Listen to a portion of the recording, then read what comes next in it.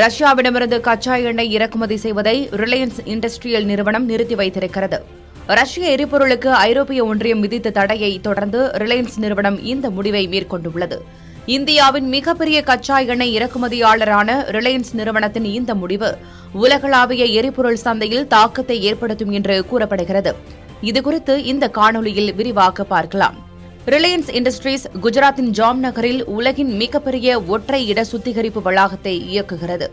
இது ஒரு நாளைக்கு சுமார் 1.4 மில்லியன் கச்சா எண்ணெயை செயலாக்கும் திறன் கொண்டது. இந்த வளாகம் எரிபொருள் மற்றும் பெட்ரோ கெமிக்கல்கள் இரண்டையும் உற்பத்தி செய்யும் ஒரு ஒருங்கிணைந்த வளாகமாகும். இது இந்தியாவின் எரிபொருள் தேவைகளை பூர்த்தி செய்வதோடு உலகளாவிய சுத்திகரிப்பு மையமாகவும் திகழ்கிறது. அத்துடன் இந்தியாவின் மிகப்பெரிய எரிபொருள் ஏற்றுமதியாளராகவும் நாட்டின் மிகப்பெரிய ரஷ்ய கச்சா எண்ணெய் இறக்குமதியாளராகவும் இருக்கிறது. இதனால் ரஷ்யாவின் எண்ணெய் இந்தியாவில் அதிக அளவில் கிடைக்கிறது என்றே சொல்லலாம். இந்நிலையில் ரிலையன்ஸ் இண்டஸ்ட்ரீஸ் செய்தி தொடர்பாளர் வெளியிட்ட அறிக்கையில், நவம்பர் 20 முதல் ரஷ்ய கச்சா எண்ணெயை இறக்குமதி செய்வதை நாங்கள் நிறுத்திவிட்டோம். டிசம்பர் 1 முதல் சிறப்பு பொருளாதார மண்டல சுத்திகரிப்பு நிலையத்திலிருந்து அனைத்து தயாரிப்பு ஏற்றுமதிகளும் ரஷ்யா அல்லாத கச்சா எண்ணெயிலிருந்து பெறப்படும்.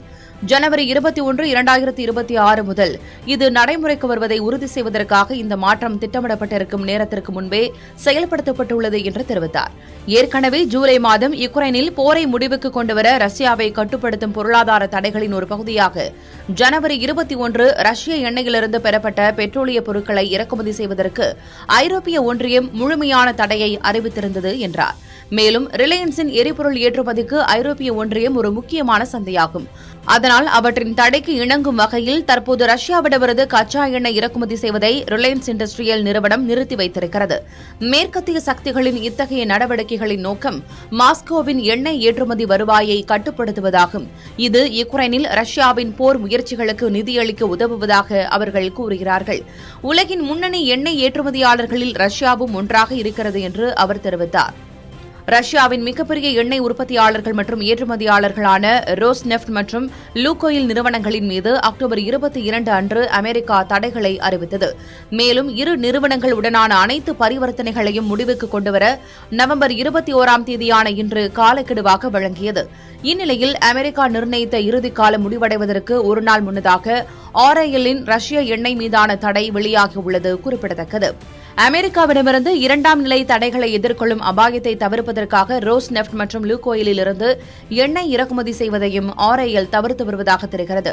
அத்துடன் ரிலையன்ஸ் பல்வேறு துறைகளில் செயல்படும் பல அமெரிக்க துணை நிறுவனங்களை கொண்டிருக்கிறது.